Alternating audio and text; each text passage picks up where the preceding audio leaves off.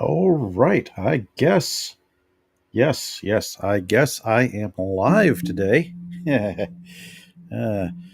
If anything could go wrong with technology, that's what happened earlier this afternoon.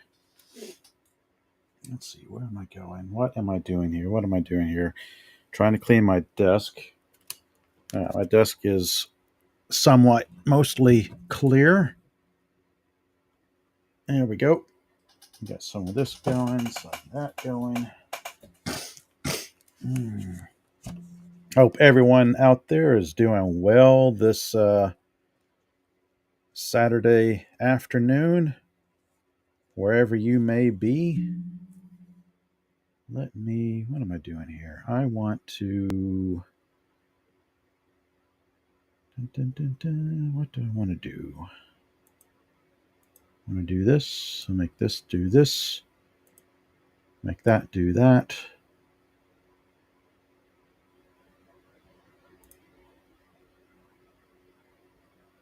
Make this here. Do this. So as you can tell by the thumbnail here, I am once again diving back into my comic book collection. I have been downsizing books over the past few years, deciding some books I just don't want to keep anymore, or some books I just don't want to own at all.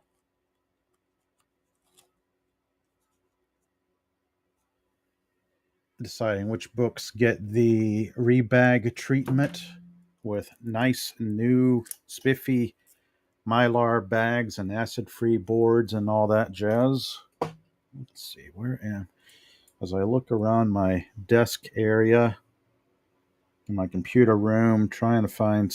That's another project I have, is trying to redesign my desk, my computer setup, trying to. Let me go ahead and just get this over. There we go. And get my webcam fired up. So I've got some older X-Men books. Not the oldest X-Men comic books I own, but some pretty old ones. These are the Uncanny X-Men. Well, this particular one I'm looking at is the Uncanny X-Men Volume 1, number 175, or it looks like November of 1983. And I'm having to squint hard at that old fuzzy text at the very bottom. That's another thing I keep telling myself. I need to get a decent, proper magnifying glass to help with the small text that seems to get smaller with each passing year. Here's some nice older books that I've had over the. Oh, there's Claremont and Barry Windsor Smith. You can always recognize artwork by Barry Windsor Smith.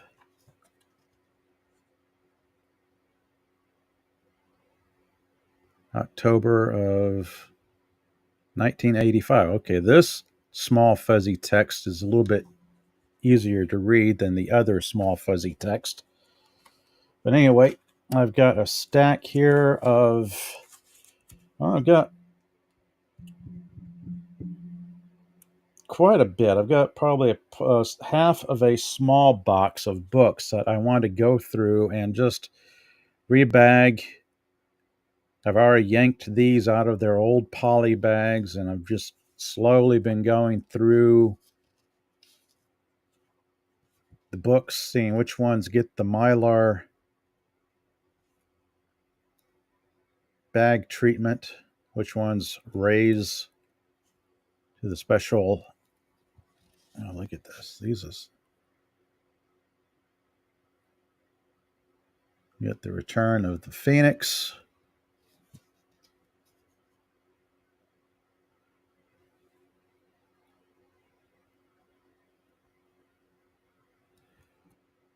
As much as I want to reread these, some of them are getting kind of fragile, because when I was getting these as a kid, just reading them,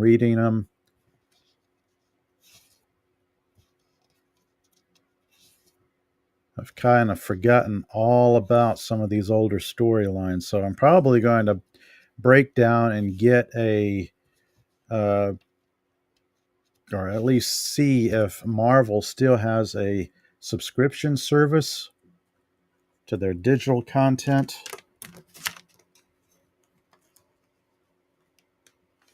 Slide this guy right inside a nice new bag and board.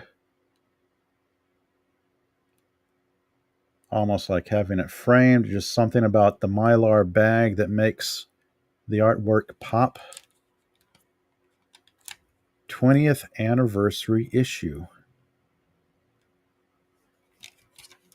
Very cool. Going to set him to the side. So, hope everyone out there is doing well for today, wherever you are. Thank you again for joining me today on this Saturday afternoon, whether you're live, lurking, or you catch me some other time. Let me see. What am I wanting to look up?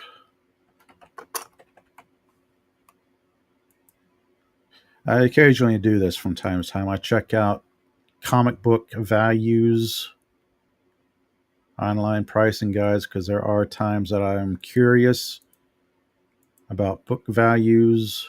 Let's see, is this what I want? No, this is not what I want.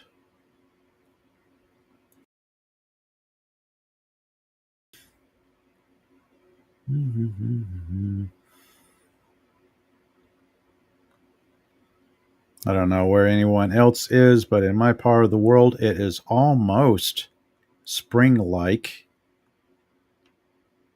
Not like spring, but fairly decent weather-wise. Bright, sunny skies, fairly warm for being in the 60s, and then tonight it's going to get crazy as we have another Arctic blast make its way through my part of the world this evening and tomorrow.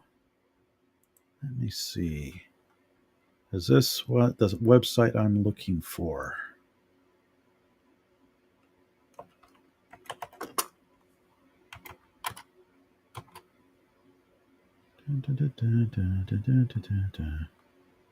No, it does not appear.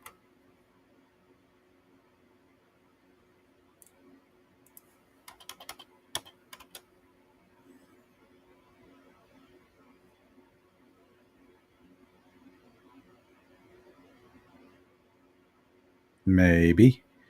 So when I type in, of course, when I type in X-Men, I get like a deluge, if that's the right word, a flood of results, because there are so many entries when you type in X-Men or Uncanny X-Men, Astonishing X-Men, X this, X that, X the other thing.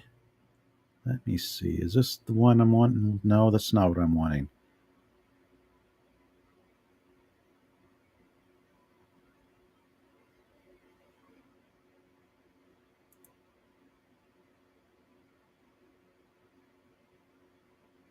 No, this is not it either. Okay. I don't know what I'm finding here.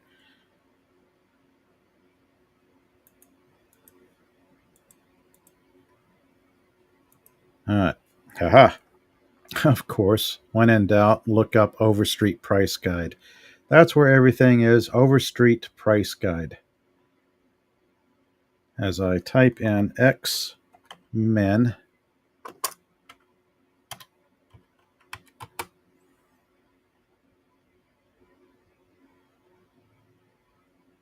Oh, wow. As I look up the value on this particular book, X-Men number 181, about $4.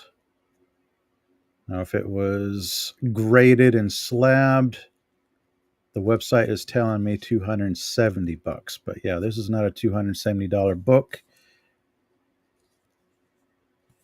Not that I care too much. I enjoyed reading comic books. I mean, there's something to be said about the tactile feel of holding the books in your hands, flipping through the pages, the look, the smell of the paper and the ink and what have you.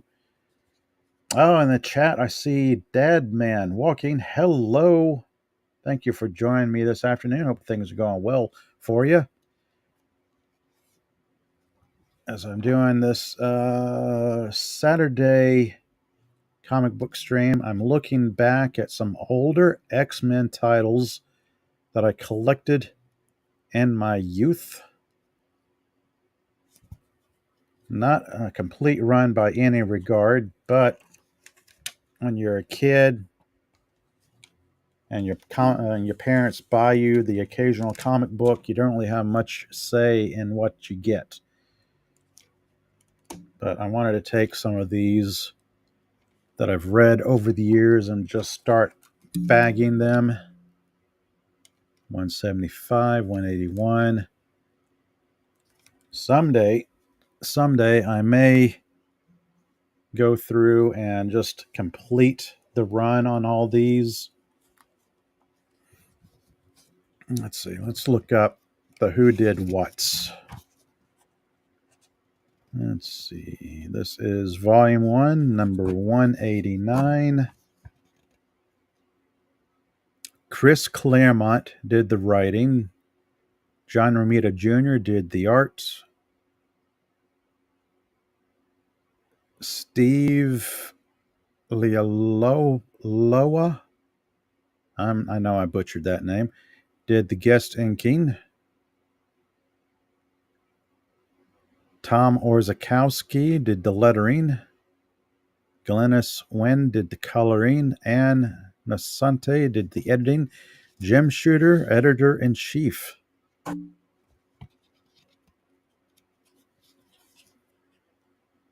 Talking about old comic books and the ads you find in them.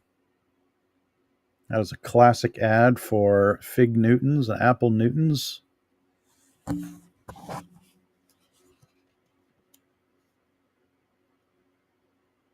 Bonkers Candy.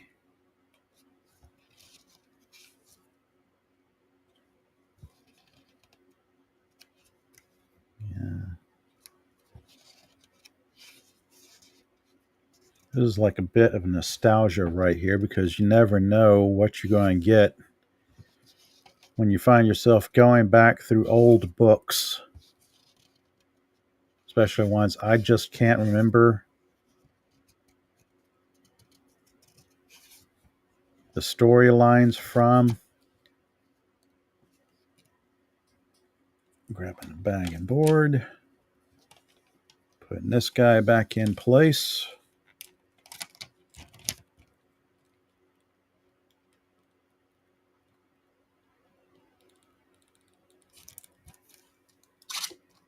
Now, okay, some covers are just awesome.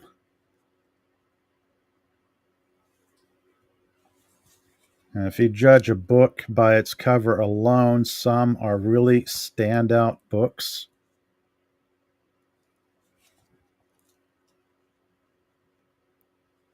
Number 204.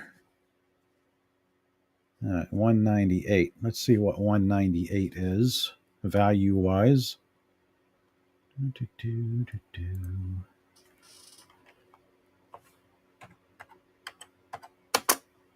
198. Worth every bit of $2.50. Peppers, $2.50.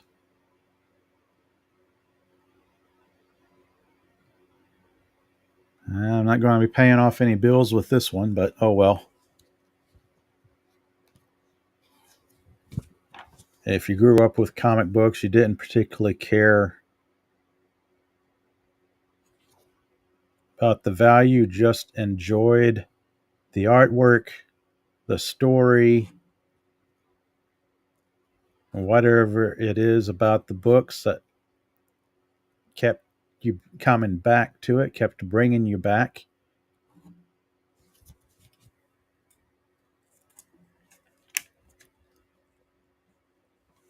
Oh, Dead Man Walking Sane. You're catching up on some paperwork and waiting to see if you get any ice or snow there. Oh, that's good. Catching up on some paperwork. Ice and snow. Well, if you want ice and snow, that's good. If you don't want ice and snow, that's another thing entirely. I know where I am. It's bright, sunny, almost spring like, and then that Arctic blast will make its way through my part of Texas, and I could potentially see snow for like the, I don't know, fourth or fifth time in my life in this part of Texas. I might actually see snow where I live. There I was thinking, oh, I might live too far south for that, but no. You get a big enough gust of cold air sinking down from the north. That is a neat cover. Secret Wars 2 continues in this issue. X-Men, Uncanny X-Men number 196.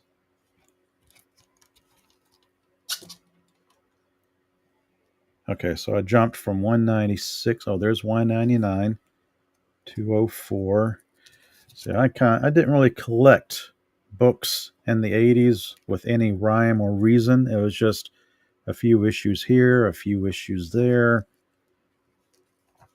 243, 272. Now, it wasn't until the 90s, the late 80s and 90s, that I started collecting X-Men more, because I had some really big storylines coming out from that era. Dadman saying the artwork is what hooked to me. Yeah, the artwork.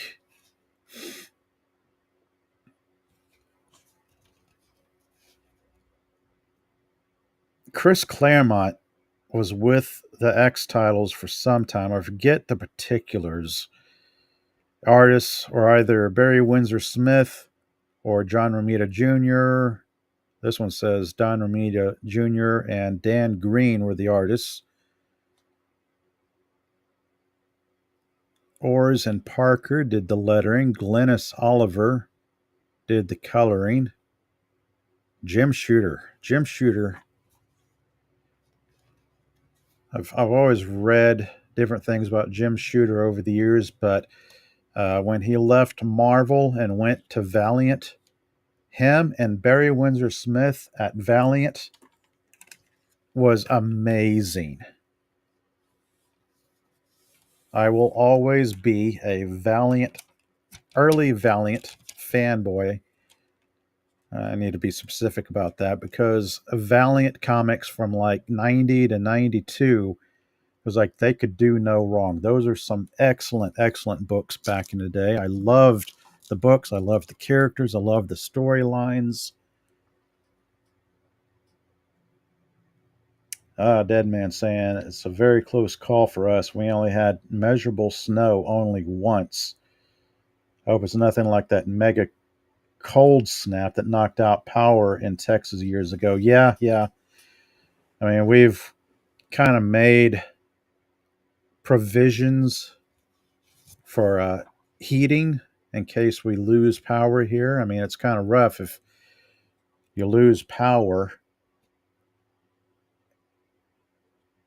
and you aren't able to heat your home without it.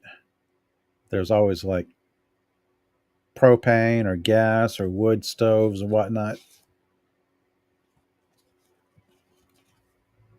Look at these old ads. Epic Fantasy, ElfQuest, and Sergio Aragona's Gru the Wanderer for classic adventure and side-splitting excitement. Epic Comics for the reader who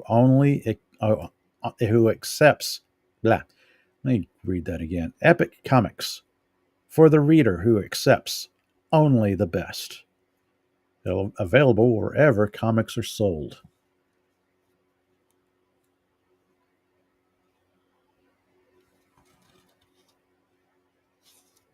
Yeah, if I had something like smell-o-vision, I could like waft up the smell of the old books and the nostalgia that would bring back. Dead Man saying we'll try to be back later. That's cool. That's cool. Thank you for joining me. Always good to see you guys in the chat.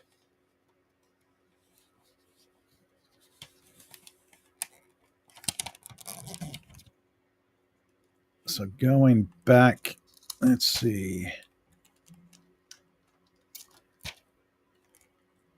Where was I? Life, Death 2, Claremont. The little notes on the website saying this is Life and Death Part 2. Story by Chris Claremont, art by Barry Windsor Smith. Storm's journey of self-discovery comes to an end as all her past experiences, her triumphs and tragedies have brought her to this moment. How will the answers she find affect her future with the X-Men? Hello, Padawannabe. Hello, how you doing today? Now we're talking. Yes, yes. I take it you're an X-Men fan? Old Marvel? As I'm kind of going through my collection and looking at some old Marvel books I've had over the ages, decades. I have downsized my books quite a bit over the recent years, but some of these I wanted to go back and kind of look through them again, partly for nostalgia and mostly because I can't remember the storylines.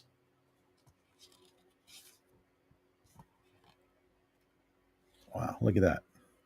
Early Rogue, her green jumpsuit look. This old newsprint type paper.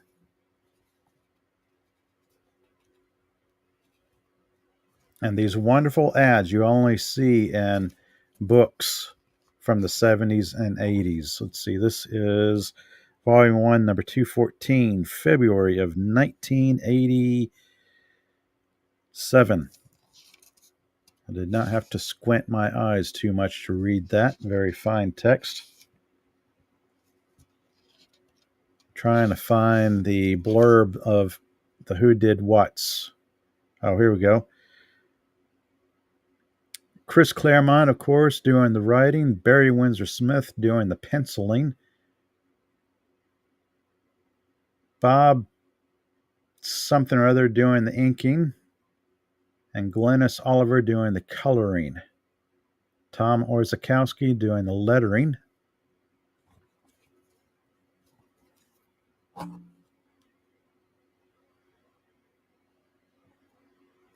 And these were well read. The spines are amazingly not too bad. I kind of took care of these as a youth, as a youngster. Padawannabe saying, I have some of those that are a little far back for my collection. I was getting there. Yeah, yeah.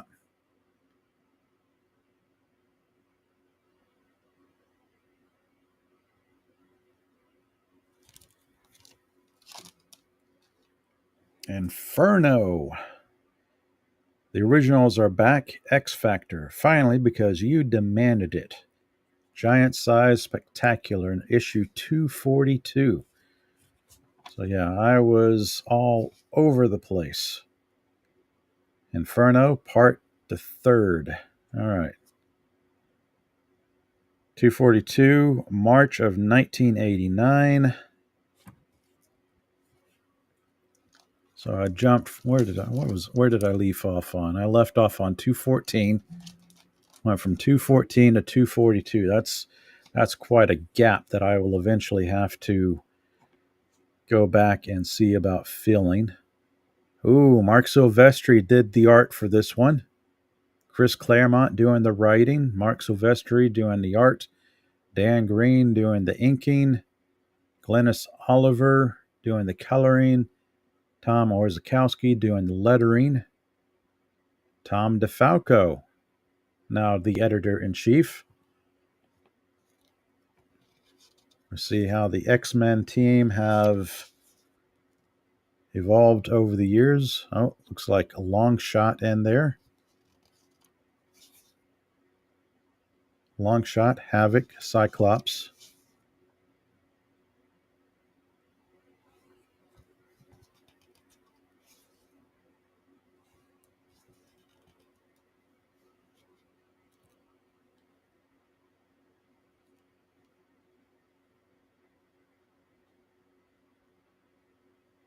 With Angel squaring off against Wolverine.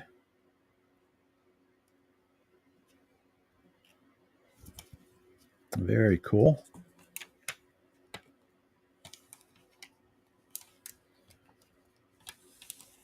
Some of these are direct editions, some are newsstands.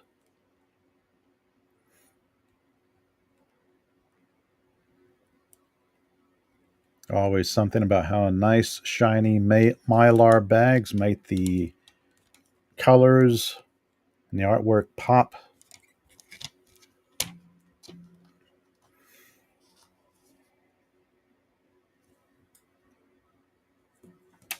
Thank you all for joining me today. Feel free to comment on the video what your favorite X-Men titles were. When did you start collecting X-Men books? 243, 244. Okay, this could be dangerously close to a consistent run. 244, 245, 246. Oh, 270. Spoke too soon. 270, 272, 273, 274, 275. Another 275 because it was a Giants issue. 276, 281, 282, 283. Yeah, should I ever win the lottery or come into a large sum of money, I will go back and fill in the gaps in my comic book collection because I have early Marvel, Star Wars. I want to fill in the gaps on. Of course, the X-Men here, maybe some older run of Spider-Man and Iron Man. Maybe going back for some Fantastic Four that I have. Yeah.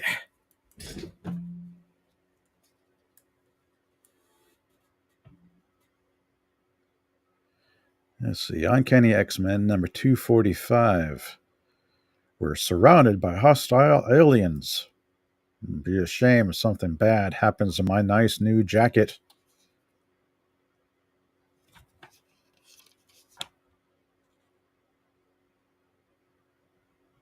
The Uncanny X-Men, presented by Stan Lee.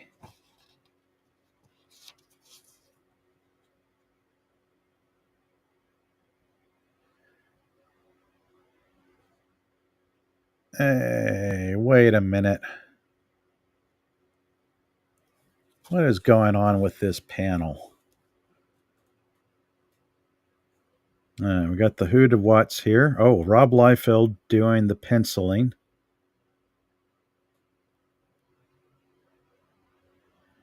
All right, there are some suspicious characters showing up in this particular panel. I mean, right off the bat, my eyes went to a particular helmet that seemed awfully familiar here. Then behind this, shall we say, notable helmeted figure is a giant blob of a character.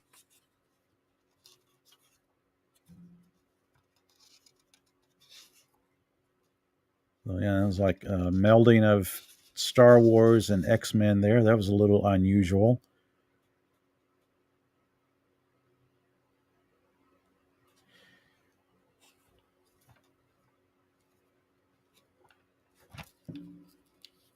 This has been a well-read book.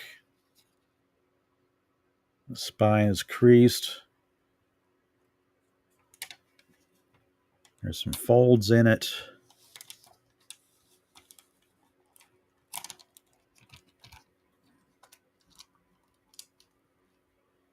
Enter the master mold.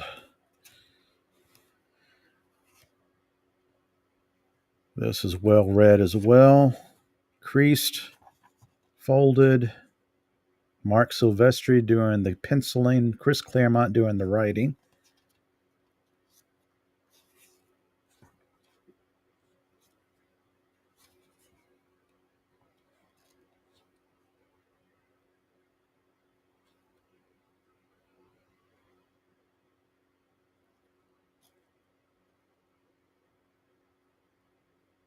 Yeah, I'm going to have to look up Marvel to see if they still offer a digital service. I don't know. At one time I thought Marvel, DC, and a few others offered like digital subscriptions where you'd like pay a monthly fee, hop on their website, and read all the comic books you could ever want to read. I don't know. I could be mistaken about that. Been ages since I've looked at Marvel's website in any depth. Extinction Agenda Part 1. This is X-Men number 270. Aha. Jim Lee artwork.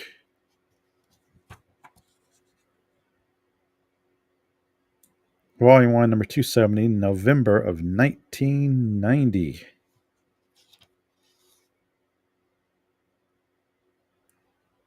And right off the bat, that is some Jim Lee artwork right there.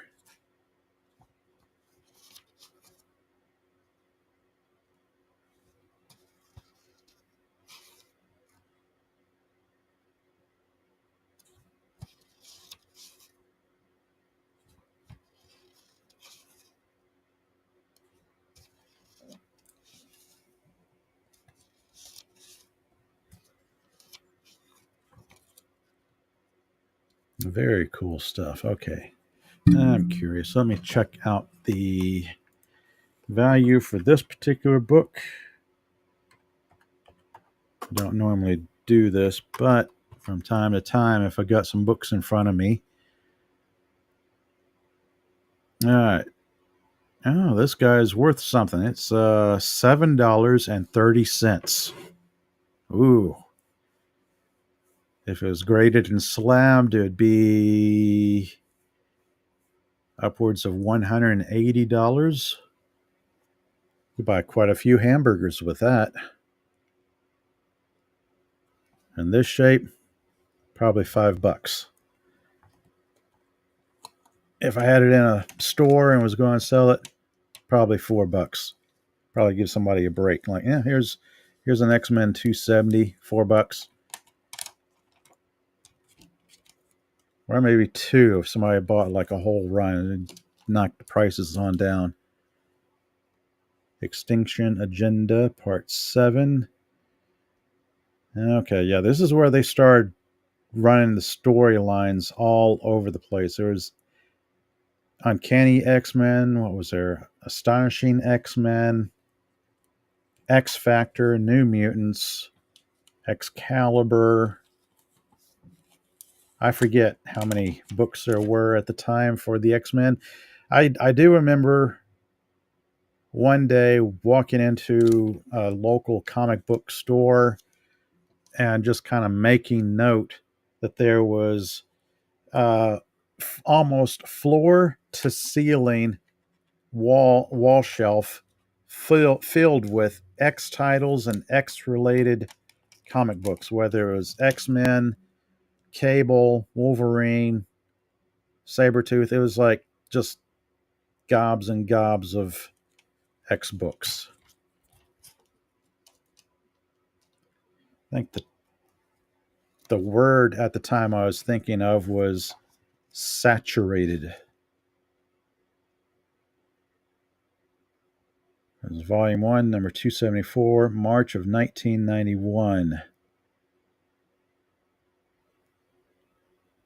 A Tale of Pride and Power featuring Magneto, the master of magnetism.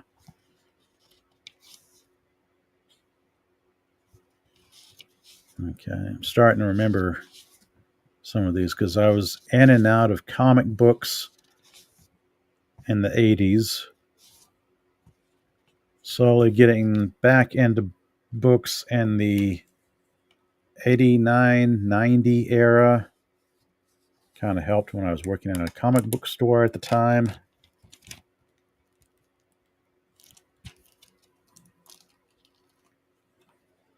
Okay, the Uncanny X-Men number 275. Oh, this is one of those silly books that has the, I got to carefully open this up because we've got artwork front, back, and dun dun dun. Look at that.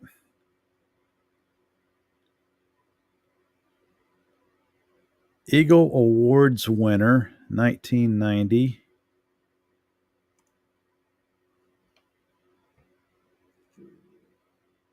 That is actually a pretty impressive cover. Now carefully fold it back up.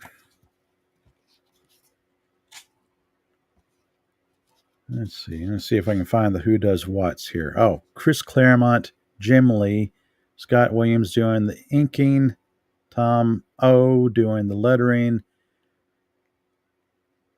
Oliver Rosas doing the coloring, Tom DeFalco, editor-in-chief.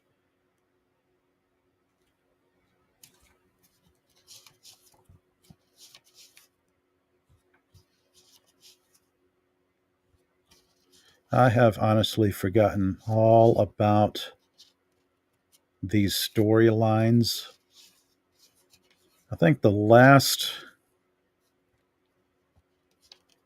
X-Men mutant title storylines I remember were like Onslaught and something else. There was Onslaught, which was a pretty sizable storyline that had a pretty big ending to it from what little of it I remember.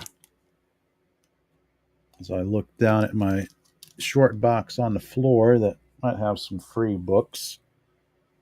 Nothing I can like grab and look through real quick. Oh, Execution. There's another one of these. Yeah, I guess all of them get Mylar. Yeah, you get a Mylar bag, and you get a Mylar bag, and you get a Mylar bag.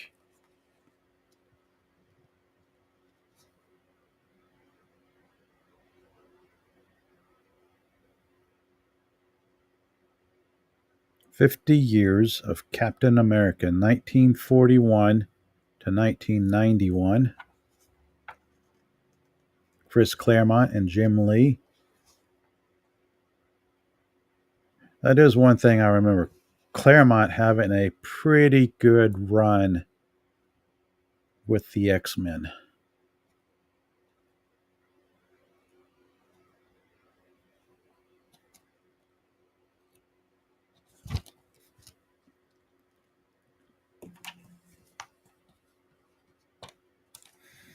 Padawan be saying X-Men, Uncanny X-Men, Wolverine, X-Factor, X-Force, New Mutants, Excalibur, Cable. Exiles came later. Generation X, which was Jubilee's team. Yep. I remember Generation X. Exiles, New Mutants. I remember the New Mutants and Excalibur. I've got Excalibur number 1 floating around someplace in a short box.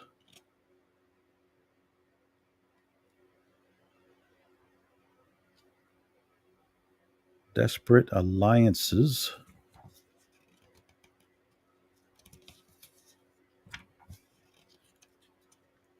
Let's see here. Oh, this is Jim Lee and Willis Portacio. Plot: John Byrne, the script. Willis Portacio doing the penciling. Art Thibert doing the inks. Tom Orzechowski doing the lettering, and Joe Rosas doing the coloring. Yeah, this is getting into the era of the early 90s where art really took off. The artwork took off. Everybody was going, "Oh, look at the art!" And the art was amazing. Oh yeah, the artwork. All the while, I'm thinking, can you guys tell me anything about the story? And usually, people come into my shop, the shop I was working at the time, and they're getting excited about, "Oh, this artist is in this book, and look at this artwork. Oh, look at this image book. Oh, look!" And all the while, I'm thinking, like, what's a story about, kids? What's a character about? Comic book is just half about the pretty pictures, and if you don't have a decent story, then it's just, ooh, pretty pictures. Padawan saying, those you have now is about when my collection gets consistent. Oh, that's cool. Yeah, this is about when I was buying X-Men, trying to keep up with them. That's a cool cover right there. $2.90.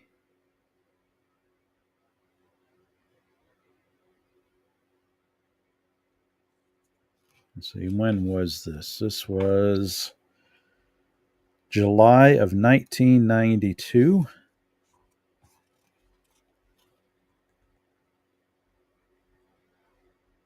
Let's see here. Scott Lobdell doing the plot and script. Willis Portacio doing the penciling. Scott Williams doing the inking. Somebody whose name I can't make out doing the lettering. Kevin Tinsley doing the colors.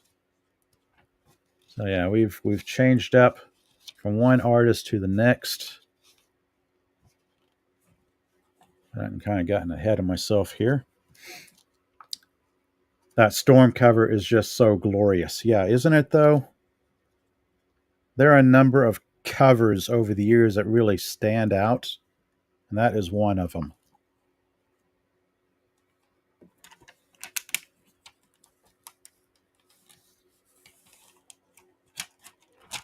That one there. That's not a bad one. That's a pretty dynamic cover right there. Bishop facing off against Storm.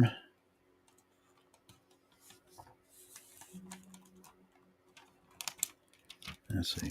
Gotta check my time here because I've got some stuff I need to take care of in the late afternoon. So I will be going until 4 p.m. my time,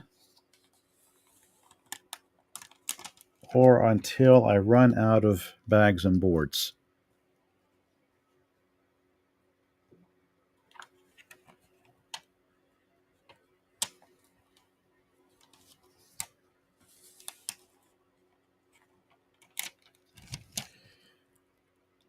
Pat want to be saying, "Oh, you're covering the NFL games today." Oh, that's cool. I can't. I forgot who all was playing today. I keep up with the Dallas Cowboys, and like always, like all Cowboys fans, we get to a point where we get excited because it looks like the Cowboys are playing strong, and then we are faced with the inevitable disappointment and find ourselves thinking, well, maybe next year. It's just not the Cowboys' year this year. But there we go. If I get the angle just right, that my camera can pick up and focus in on it.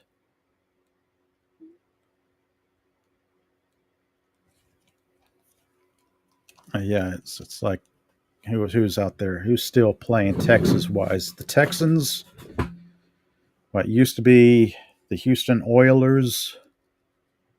I've just dated myself there. Refer to a team that is no longer around. The Houston Oilers, long before they were known as the Houston Texans.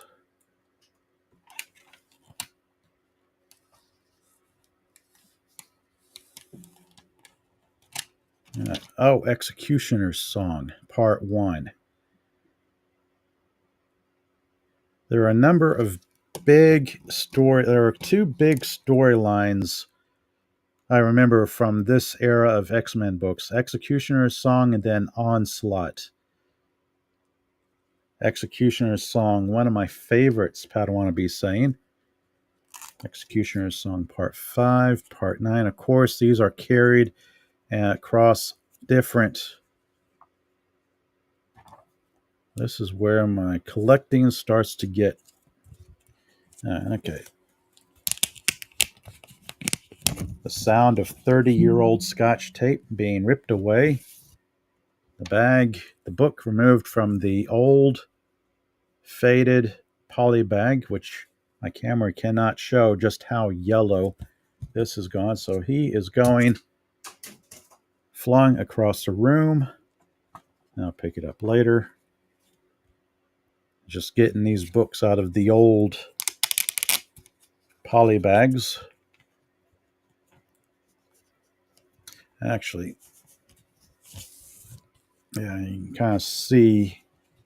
Did this do it? No, it didn't.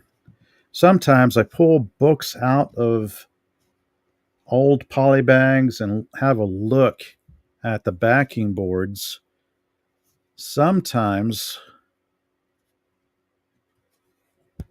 the ink is transferred to the backing board and it's like a mirror image. Yeah, it's like, okay, this is... Here's the Mylar. Here's the poly bag.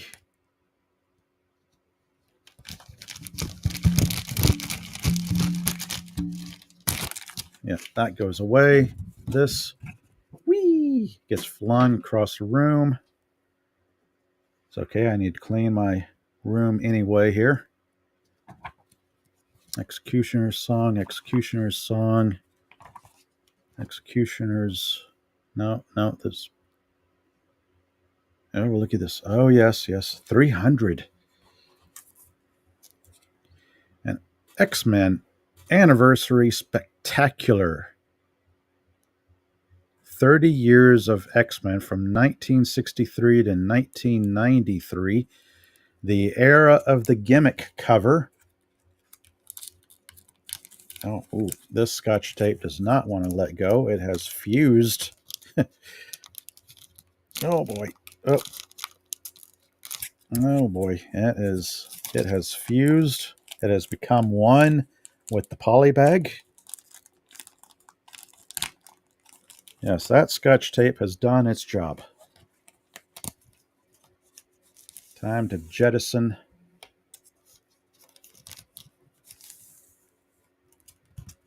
Yep, away you go.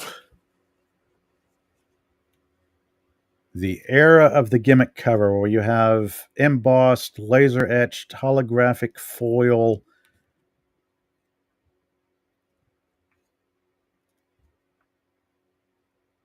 Spectacular double issue. The quality of the paper. You can feel the change in the paper from the 70s and 80s to the 90s. It's like it's not that old newsprint, news type paper. It's something else. Padawan be asking, who is the artist? The wide characters were a bit strange. The artist in these books... See, this is issue 295. Let's see, who does what's?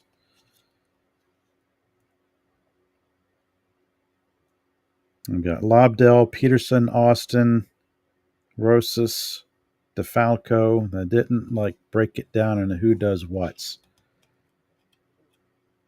The artist also did the first Cable Two Partners 300. That artist, okay, 300. Let's open him up here. This could very well be the first time I opened this book. First time opening in 30 years. Here we go.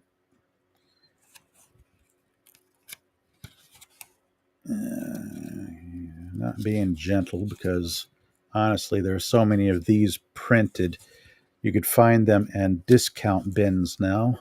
Oh, here we go. Scott Lobdell doing the writing, John Romita Jr. doing the penciling, Dan Green doing the inking, Chris Iliopoulos, I know I butchered that name, doing the lettering, Steve Bossalato doing the coloring, John Romita Jr. Yep, that's him.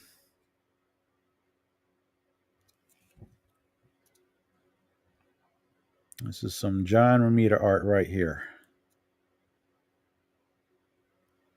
So we've gone from Barry Windsor Smith to Jim Lee to Wallace Prasasio, John Romita Jr.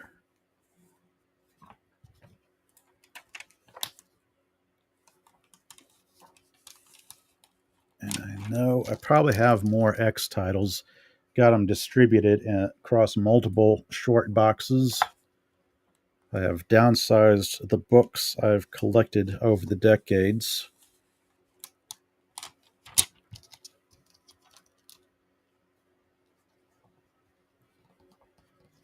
Songs End. The epilogue to The Executioner's Song.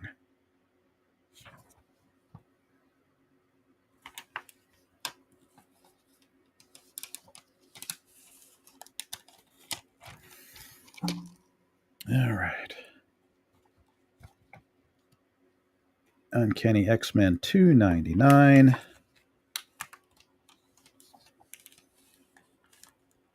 It's a nice Mylar bag. All right. Is this guy worth anything? Let's have a look. Going up to the search bar. I am at mycomicshop.com. X-Men 300.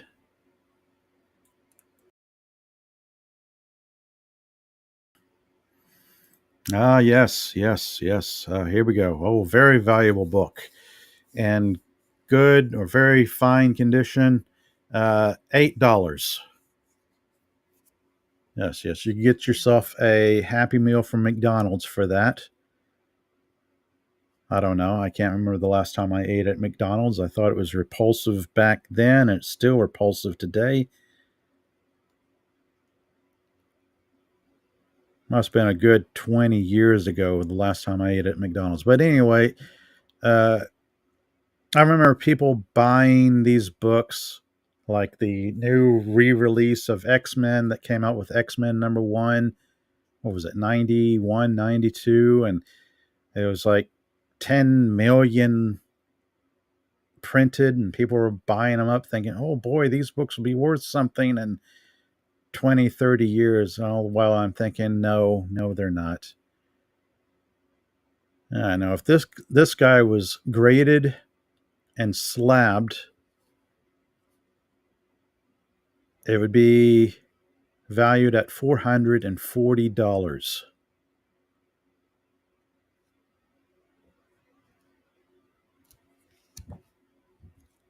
I wonder if I can. No, I'm not going to have a book slabbed. That's just silly. Now, if I had a comic book that was like the first Superman or the first Spider-Man, the first Batman, that kind of book, I'd certainly have those graded. But X-Men from the 90s, no, not really. All right, what else do I have here? Got some older books. I have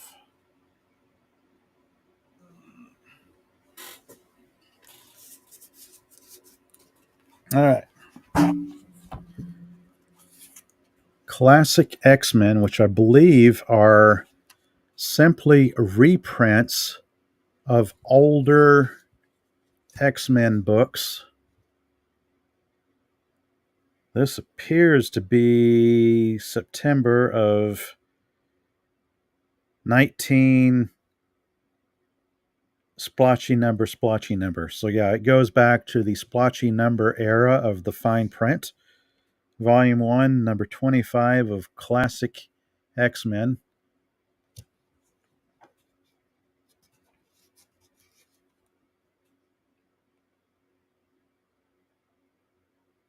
Padawan saying, what? Question mark, exclamation mark. That grading has ruined the market, in my opinion. Yeah. That $440 for that X-Men number 300, if it was graded and slabbed.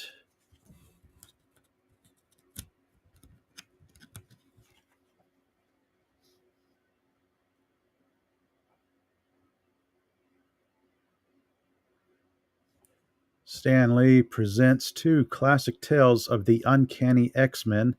'Twas the Night Before Christmas and Just Don't Look in Its Eyes. Chris Claremont doing the plotting and writing. John Byrne doing the plotting and penciling. Terry Austin did the inking. So yeah, these are back to the really nice old newsprint style paper.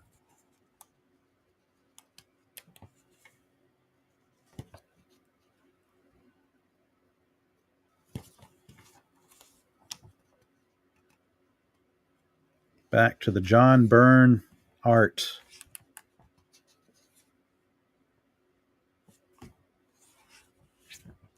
So yeah, that's Classic X-Men number 25. There's 29. There's Classic X-Men 30. I know these are reprints, but still, it's neat to have a look at these older books. 32. 33. These are probably late 80s, like 88, 89. I know. I've got the internet right in front of me. Let's see here. Classic X-Men 25. Oh, yes. And good condition. This is a $3 book. This particular one right here. This issue integrates new pages into a reprint of Uncanny X-Men number 119. Okay, so yeah, if you wanted reprints, that's probably...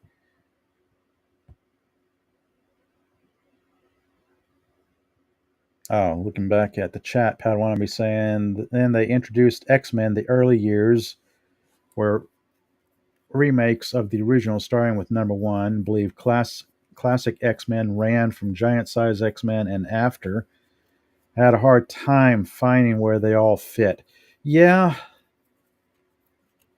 that's kind of what I remember as well. There was a point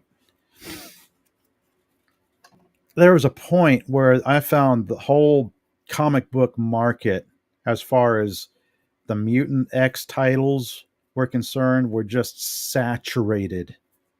I just have this memory of walking into a local comic book store and breezing around the new books, and there they had an entire section, shelving, almost floor to ceiling, of X titles and X related character books.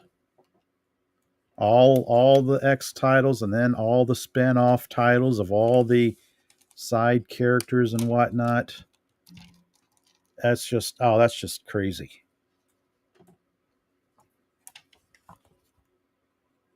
I was like, you could almost say that was like too much of a good thing.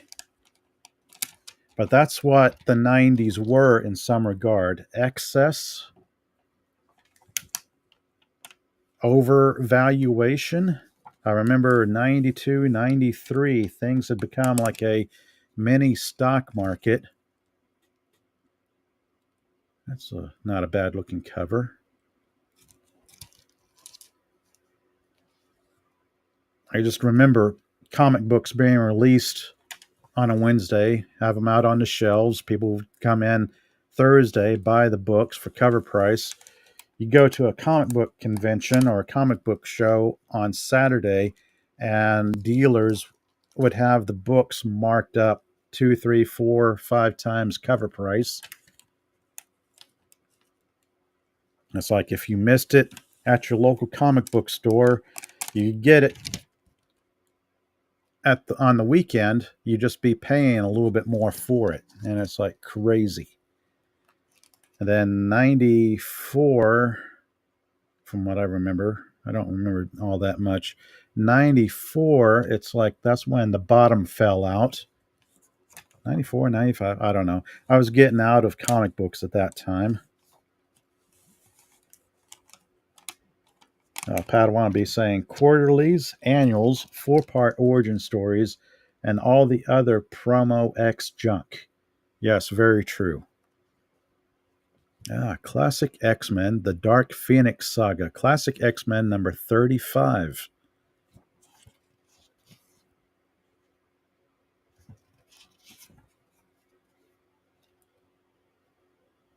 All right, let's look this guy up.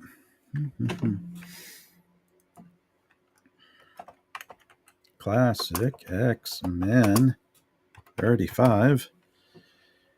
Website says, in very good condition, $2.50.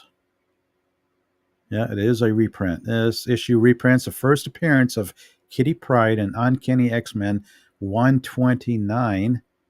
Script by Chris Claremont, pencils by John Byrne, inks by Terry Austin. New Kitty Pryde backup story. Script by Daryl Edelman, art by John Bolton. His last work for the series. Cover price $1.25. $1.25. Probably still $1.25 in somebody's dollar bin someplace. I mean, if I was running a comic book store right now, I had this book in my shop, it would be in a discount bin. I'd have a bunch of these at a good price, making somebody happy. It's like they could go in, find these older reprints, they'd get them, they'd be happy. The Dark Phoenix Saga 36, Dark Phoenix Saga 37, Dark Phoenix Saga 38, 40. Oh, I'm missing 39. 41, 42. Enter Rogue. Oh, New Mutants number 25. New Mutants 28. So yeah, Dark Phoenix Saga over multiple issues, and yet we can't get it properly done in a 2-hour movie, which is the wrong format for a live-action adaptation of the Dark Phoenix or even the Phoenix storyline. You'll never squeeze this storyline into a 2-hour movie. Then everyone gets worked up over movie adaptations of comic books. I've always been a proponent for having adaptations not in the movie theater, not on the big screen, but on the small screen. Smaller budget, more time to work on the plot, the storyline. You could give a good story room to breathe over 10 to 20 episodes a season. You could do a lot of crazy stuff on a TV show over 10, 15, 20 episodes that you couldn't do in a 2-hour movie or even a 3-hour movie. So yeah, honestly, I'd rather see comic book characters on the small screen than the big screen, unless the storylines were easy to adapt. Because honestly, admit it, you've gone to the theater, you've watched Spider-Man, X-Men, Batman, whatever, and there was something about it that disappointed you. No matter what it was, no matter what they did, there was always that little bit of disappointment that kind of shadowed the excitement you had over seeing a character come to life on the big screen. And you would think, enter Rogue, X-Men Classic number 62. And you would think doing a live action adaptation of a comic book would be easy because, I mean, seriously, here's your storyboards, here's your dialogue, it's right here. Just transfer it from book to screen. Storyboards, dialogue. Here's you can even go like, oh, okay, here's camera angle, the lighting. But no, people can't read comic books anymore. They take the character and go, okay, what can we do with this character? What can we do with the remake, reimagining, rebooting?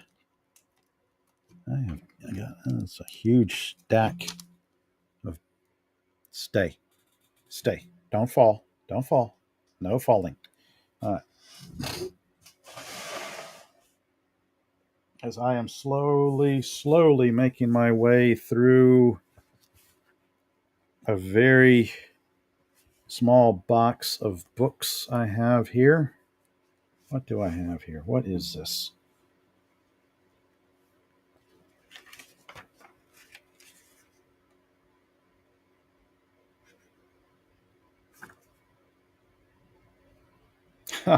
Okay.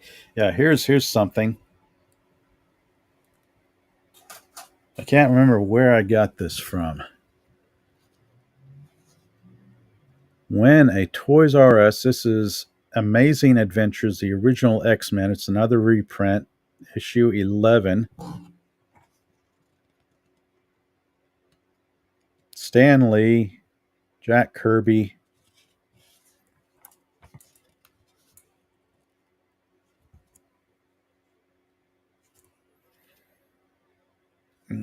Goodness. The original X-Men team, the old art from that era.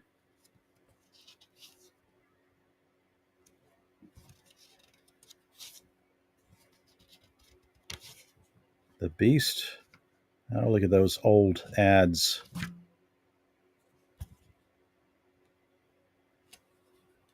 He's in pretty good shape. He's getting a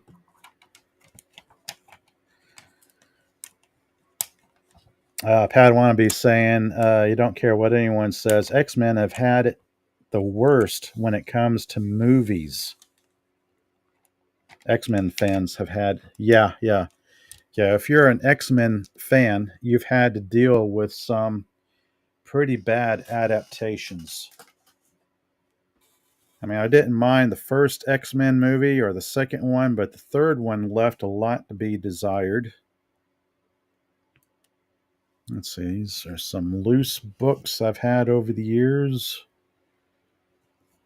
Uncanny X-Men number 316, The Phalanx Covenant, Executioner's Song Part 2, X Factor 84, X-Men number 38. Okay, this is the second volume that after it hit. And the New Mutants. I don't know anything about the New Mutants. I don't know what these... I don't think I really got into the New Mutants. This is volume 1, number 25, March 1985. I did not have to squint to read that fine print. That's amazing.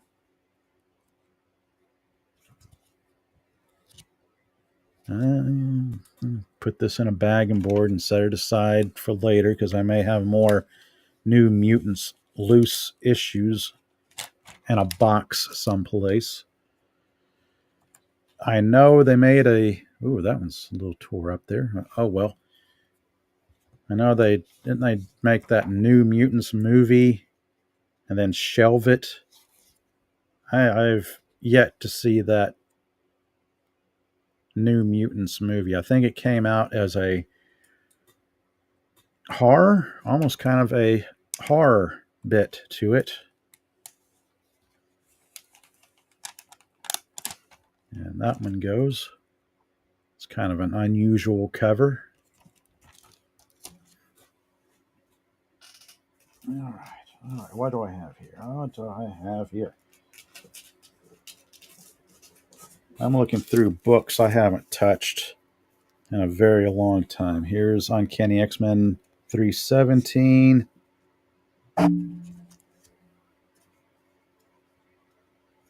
318. 319.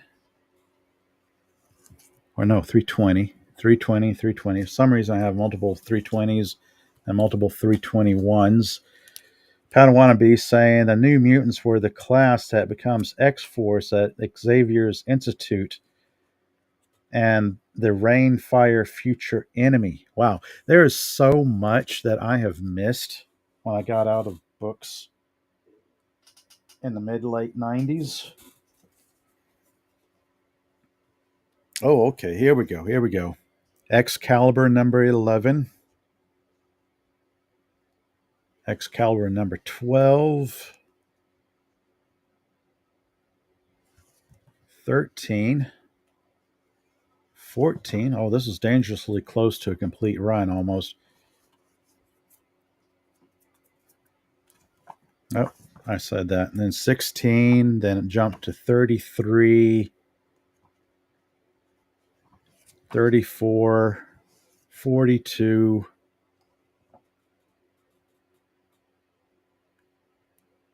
And then X-Men 41. Legion Quest Part 4.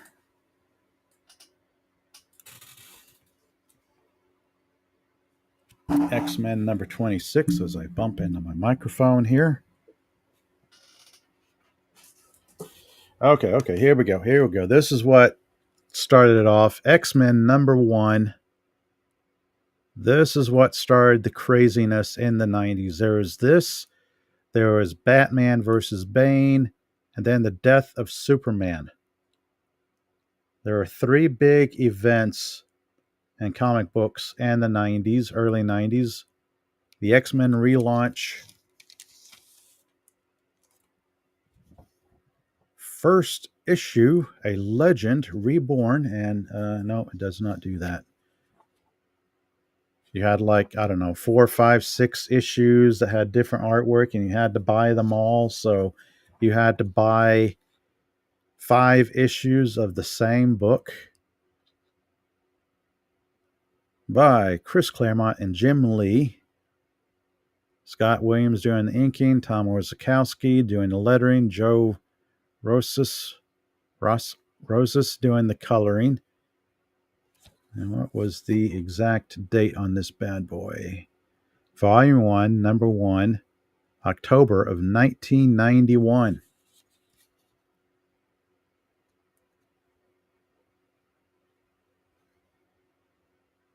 So yeah, this was the X-Men book. I remember people getting excited to get. They had to get multiples. They had to get 2, 3, 4, 5 copies of each book. People were excited going, oh, this will be so collectible in the years and the decades to come. All right, I'm curious now.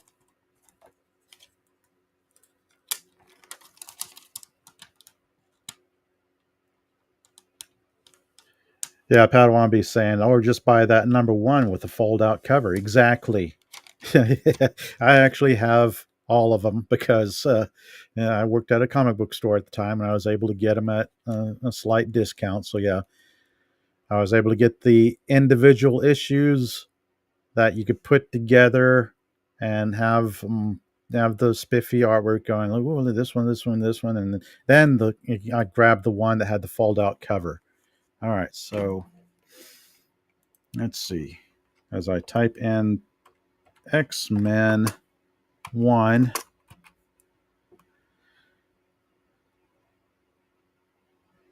what is this book worth? And of course, it shows all the variant covers.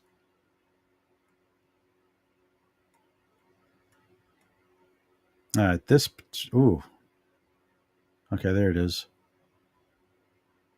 And very fine condition is an $8 book. If it was graded and slabbed, I'm looking at $250. I don't know. They've got different numbers all over the place. $295, which I don't see anybody spending $300 on this book. I mean, come on. It's not the X-Men #1 from the 60s. Let me scroll up, because when I typed in X-Men #1, $8. $8. Yeah, all these new ones are $8. Okay, if this were a X-Men, Uncanny X-Men 1963, and oh wow, CGC value of 1.8, $5,100. Yeah, that's what you get if it were a 1963 X-Men. Now, if it was graded at 5.5 and it was slabbed, it'd be $16,500. So what's the difference between X-Men #1 and 1963 and X-Men #1 and 1991? I don't know, about 8 million copies? Because it was like a bragging point from Marvel saying, yeah, we sold 4 million of these. We sold 5 million of these. We sold 8 million of these books. How many of the X-Men #1 1963 were printed? I have no idea. I don't think it was anywhere near 221. I don't think it was anywhere near a million, let alone. Let me put these back in somewhat order here before I got to check my time here. I've got a little bit of time left. All right. Normally, I like to end my comic book live streams on a graphic novel of the week, but I did not grab one this time around. I'll just set these aside. That's issue 26. Yep, here we go. Here we go. Speaking of X-Men #1, yeah, here we go. Here's variant cover X-Men. Here's another variant cover. Here's another variant cover. And here is the cover that is the fold-out doohickey. Let me see if I can carefully open this up and if it will fit. There we go. Yep, there we go. There's one that everybody was going crazy over in 1991. X-Men. Dun, dun, dun. Actually, this guy's in pretty decent shape. I'm going to go ahead and bag him right here. All right, I'll bag these #1s and then I'll call it a day because I'm looking at the clock, seeing how much time I have left before I have to go off and do some other doings that I've got to do.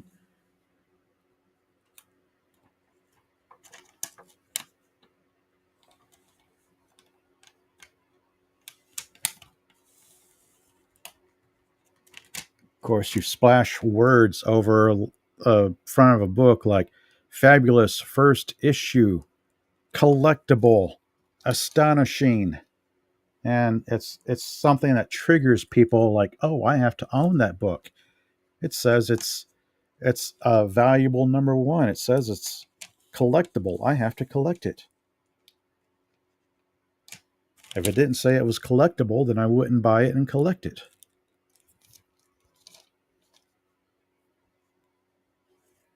Let's see. The other issue one, there's issue 2. Yeah, I kind of kept up with these for a while, and then I got kind of tired of this run for some reason.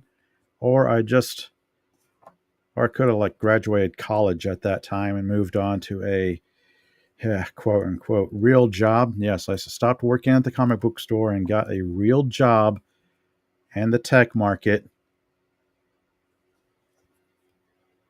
That was easily one of the best jobs I ever had. Was a comic book store. Getting paid to hang out, read comic books, shoot the breeze with friends who came by, talked about comic book characters and whatnot. So yeah, there we go. All right. Where am I? What am I? All right. And this, and then I want to go bop. All right. Well, let's see. I'm going to wind things down. I want to thank you all for joining me today. I have been rambling on almost an hour and a half. Got a little late start because of some technical difficulties with the computer and stuff like that. Let's see, who joined me today? Dad Man Walking popped in, said hi for a bit. Good to see you here. And then Padawannabe chimed in saying, now we're talking. Yes, sir.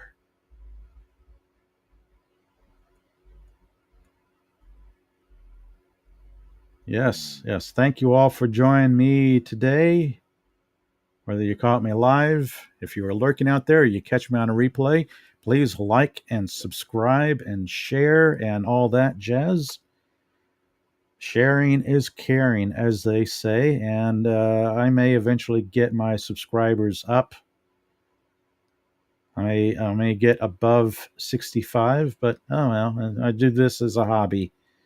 It's just something fun to do to pass the time for me. And I get to do fun stuff like hanging out with Padawannabe, Appion, and Carla on Appion's channel, like I do tomorrow evening as we watch Farscape. Those of you who have never seen Farscape, that is an absolute treat. That is one of the best sci-fi TV shows I believe in some time. That's a wonderful series. Yep. See you tomorrow, Padawannabe. Thank you for joining me today. Let's see what I want to do. I want to do this. And then I will bring this over here. There we go. It has been one of my Saturday comic books, where I talk about all things comic book and comic book related, whether it's talking about some news here and there, or I do what I did today and just share with you all some old X-Men books while I'm talking about the artwork and bagging them, trying not to be too terribly boring. But anyway, thank you all for joining me. Until next time, everyone, have a great rest of your day.